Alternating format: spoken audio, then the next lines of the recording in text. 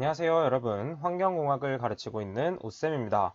이번 영상은 나합격 수질환경기사 필기 2020년도 수질오염 개론에 대한 기출문제를 풀어보도록 하겠습니다. 4회차 2번 문제 보도록 할게요. 우리나라의 수자원 이용 환경 중 가장 많이 이용되어 온 용수를 구하는 문제입니다. 자, 이것을 외울 때는 어떻게 생각을 해주면 되냐면 우리에게 가장 필요한 것이 무엇인지 먼저 생각을 해보면 됩니다. 우리는 먹는 것이 가장 먼저 중요하기 때문에 농업 용수가 가장 많이 이용되어 있고, 그 다음에 농업을 하기 위해서는 하천 등의 유지 용수가 필요하다는 걸 생각해 볼 수 있겠죠. 그 다음에 밥을 먹은 후에 우리는 씻고 그 다음에 마실 물도 필요하기 때문에 생활에 필요한 용수가 그 다음에 들어오게 되고, 마지막으로 공업 용수가 들어오게 됩니다. 왜냐하면 공업은 굳이 없더라도 우리가 사는데 큰 지장은 없기 때문에 공업이 가장 나중에 들어온다라고 생각을 해주면 되겠죠.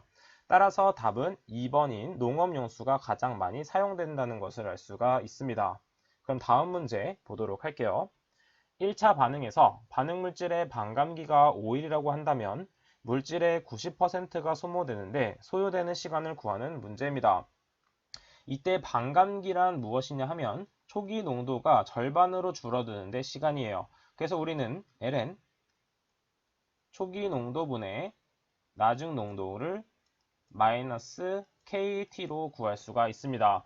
또한 문제에서 이 반응 속도 부분이 나와 있지 않기 때문에 반감기를 이용해서 먼저 반응 속도 상수를 구해주는 게 포인트가 됩니다. 자, 그래서 ln 초기 농도를 100, 나중 농도가 절반으로 줄었기 때문에 50으로 보고 그 다음에 마이너스 K 곱하기 5를 곱해주면 되겠죠.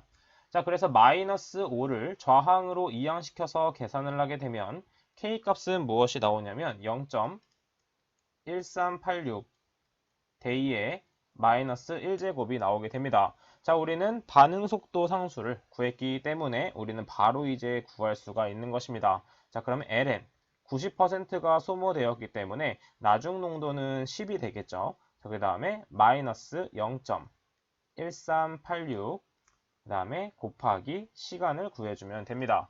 마찬가지로 우항에 있는 마이너스 0.1386을 좌항으로 이항시켜서 계산을 하게 되면 t값은 무엇이 나오냐면 16.61 데이가 나오게 됩니다. 따라서 반올림한 값인 17이 나온다는 것을 알 수가 있겠죠. 답은 2번이 됩니다. 다음 문제 풀어보도록 하겠습니다. 7번. 다음 수질을 가진 농업용수의 SAR 값으로 판단할 때 나트륨이 흙에 미치는 영향을 구하는 문제입니다. SAR 공식은 중요하기 때문에 반드시 암기해야 되는 공식 중 하나였습니다. 자, SAR은 무엇이냐면 분자에는 나트륨의 농도가 들어가고 분모에는 루트 2분의 마그네슘의 농도 플러스 칼슘의 농도가 됩니다. 이때 주의해야 될 점은 대입해야 하는 농도는 미리 EQ per 리터로 대입해야 되기 때문에 문제에서 주어진 미리그램 per 리터를 환산해 주는 게 키포인트가 됩니다. 자, 그러면 단위 환산을 한번 해보도록 할게요. 먼저 나트륨을 바꿔보도록 하겠습니다. 항상 계산 문제를 풀 때는 밑줄을 치고 시작해 보도록 할게요. 나트륨의 주어진 농도는 230mg per 리터이며 이것을 미리 EQ per 리터로 바꾸기 위해서는 리터는 그대로 두고 mg을 전환해 줘야 됩니다. 나트륨은 가수가 1가기 때문에 23mg당 1ml EQ가 됩니다. 따라서 계산을 하게 되면 10ml EQ per 리터가 되는 것을 알 수가 있죠. 자, 그 다음 두 번째 마그네슘을 전환해 보도록 하겠습니다. 마찬가지로 밑줄을 한번 치고 해보도록 할게요. 자, 마그네슘은 36으로 주어져 있습니다. 36mg per 리터. 그 다음에 마그네슘과 칼슘은 가수가 2가이기 때문에 나트륨과 똑같이 계산하는 것이 아니라 나누기 2를 해줘야 되는 것이죠.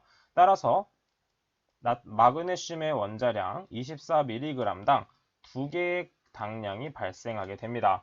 따라서 계산을 하게 되면 3ml EQ per 리터가 나오게 되고 마지막으로 칼슘을 전환해 보도록 할게요.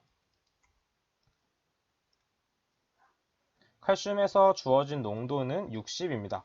60mg per 리터. 마찬가지로 칼슘의 원자량은 몇이었냐면 40이었습니다. 40mg당 가수가 2이기 때문에 2ml/EQ가 된다. 따라서 계산하게 되면 3ml/EQ/L가 됩니다. 자, 1번, 2번, 3번을 위에서 주어진 식에 그대로 대입해서 계산을 하게 되면 5.77이라는 값이 나오게 되죠. SAR 값이 10보다 작을 경우에는 영향이 매우 적고 용수로 적합하다는 뜻입니다. 따라서 영향이 매우 적은 1번이 정답이 된다는 것을 알 수가 있겠죠. 계속해서 다음 문제 보도록 하겠습니다. 9번 문제. 에탄 15g이 완전 산화하는 데 필요한 이론적 산소량을 구하는 문제입니다.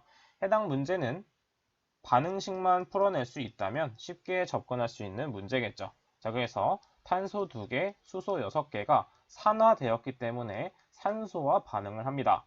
마찬가지로 탄소가 2개 있기 때문에 이산화탄소가 2개 발생하고 수소가 6개 있기 때문에 3개의 물이 발생한다는 것을 알 수가 있죠.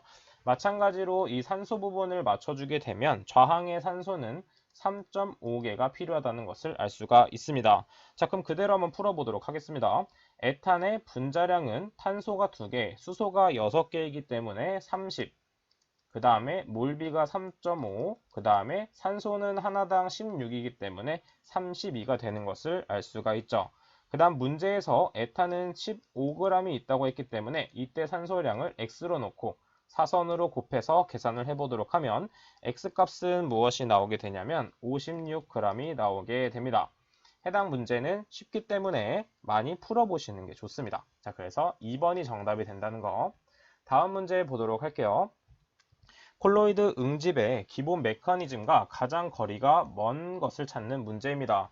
콜로이드 응집의 기본 메커니즘은 어떤 식으로 외워봤냐면 콜록콜록을 생각해주면 됩니다. 콜록콜록 한다는 것은 감기와 연관이죠. 감기. 감기는 바이러스이기 때문에 어떻게 감염이 되냐면 침입하여 전이가 됩니다. 그래서 이때 침은 무엇이냐면 침전물에 의한 포착. 그 다음에 입은 뭐냐면 입자 간의 가교 형성. 그 다음에 전은 전하의 중하입니다. 그럼 이때 이는 이중층의 분산이 아닌가요? 하는데 이중층의 분산이 아니라 이중층의 압축이 돼야 됩니다. 이렇게 앞글자를 따서 외우는 것도 좋지만 자세한 내용도 암기해야 되는 거 포인트가 되겠죠. 따라서 1번이 정답이 되는 것을 알 수가 있습니다. 다음 문제 보도록 할게요. 11번 문제입니다. 탈산소 개수가 주어져 있고 BOD5와 BODU의 비율을 묻는 문제입니다. 그리고 미수는 상용대수를 사용하기 때문에 10을 사용한다 라고 생각을 해주면 되겠죠. 그 다음에 BOD 소모식을 사용할 건데 잔류라는 얘기가 없을 때는 BOD가 나왔다 하면 바로 소모식을 이용해야 되겠구나 라고 생각을 해주면 되겠습니다. 따라서 BOD 소모식은 BODT는 BODU 곱하기 1-10의-KT가 됩니다. 자, 이때 T값에는 BOD5를 구하는 것이기 때문에 5를 대입하면 되고 그 다음에 비율을 구하는 것이기 때문에 BODU를 먼저 나눠줍니다. 그러면서 바로 T값에 5를 대입해 보도록 할게요. 그 다음에 BOD5 그래서 1-10에 탈산소 개수는 0.15였기 때문에 마이너스 0.15 곱하기 5를 대입해주면 됩니다. 자, 계산기에 그대로 대입을 하게 되면 0.8이라는 값이 나오게 되죠. 답은 3번이 된다는 것을 알 수가 있습니다. 19번 문제 보도록 할게요. 산수 포화 농도가 지금 산수라고 했는데 이거는 산소로 변경해 주시면 되겠습니다. 산소 포화 농도가 9mg/L인 하천에서 처음에 용존 산소 농도가 7mg/L라면 3일간 흐른 후 하천 하류 지점에서의 용존 산소 농도를 구하는 문제입니다. 이때 BOD 6값이 주어져 있는데 이때 부족 산소 농도를 구할 때는 L0에 대입하면 되고 탈산소 개수는 K1, 그 다음에 제폭기 개수는 K2에 대입을 해주면 됩니다. 자, 그러면 DO 부족량 공식을 먼저 적어 보도록 할게요. DT를 구해 보도록 하겠습니다. DT는 어떻게 쓸 수 있냐면 K2-K1분의 K1, 그 다음에 BODU, 그 다음에 가로 10의-K1T 마이너스 10의-K2T 그 다음 마지막으로 플러스 D0 곱하기 10의 마이너스 K2T를 해주면 됩니다. 자, 그대로 대입만 해주면 되는데 이때 주의해야 될 점은 이 D0를 구하는 방법입니다. D0를 구하는 방법은 산소 포화 농도에서 처음에 용존 산소 농도를 빼주는 값이에요. 즉, DO 값은 9mg/L 빼기 7mg/L인 2mg/L를 대입해주면 되는 것입니다. 따라서 문제에서 나온 것을 그대로 대입만 하면 되기 때문에 대입을 한번 해보도록 할게요. K2는 제폭기 계수이기 때문에 0.2, 그 다음 빼기 0.1분의 0.1, 그 다음에 L0는 BOD 6값이기 때문에 그대로 10을 대입, 그 다음에 10의 마이너스 0.1 곱하기 3일간 흘렀기 때문에 3, 마이너스 10의 마이너스 0.2 곱하기 3, 마지막으로 D0는 2 곱하기 10의 마이너스 0.2 곱하기 3을 해주면 되겠죠. 자, 그대로 계산기에 대입을 하게 되면 DT 값은 몇이 나오냐면 3.0024 mg/L가 나온다는 것을 알 수가 있습니다. 그런데 문제에서 보면 하천 하류 지점에서의 용존산소 농도를 구하는 것이기 때문에 포화 농도에서 DO 부정량을 빼줘야 됩니다. 따라서 하류 지점에서의 DO 농도는 포화 농도인 9에서 DO 부정량인 3.0024를 뺀 값인 6mg/L가 나온다는 것을 알 수가 있죠. 따라서 답은 4번이 나온다는 것을 알 수가 있습니다. 자, 이렇게 19번까지 풀어보았고 다음 문제 같은 것도 쉽기 때문에 충분히 풀어낼 수 있는 문제들이 많습니다. 그리고 2020년도에 대한 기출문제는 여기까지 하도록 할게요. 자, 그러면 2020년도 사회차에 대한 1과목 기출문제는 여기까지 풀어보도록 하겠습니다. 저는 그럼 다음 시간에 찾아뵙도록 할게요. 감사합니다.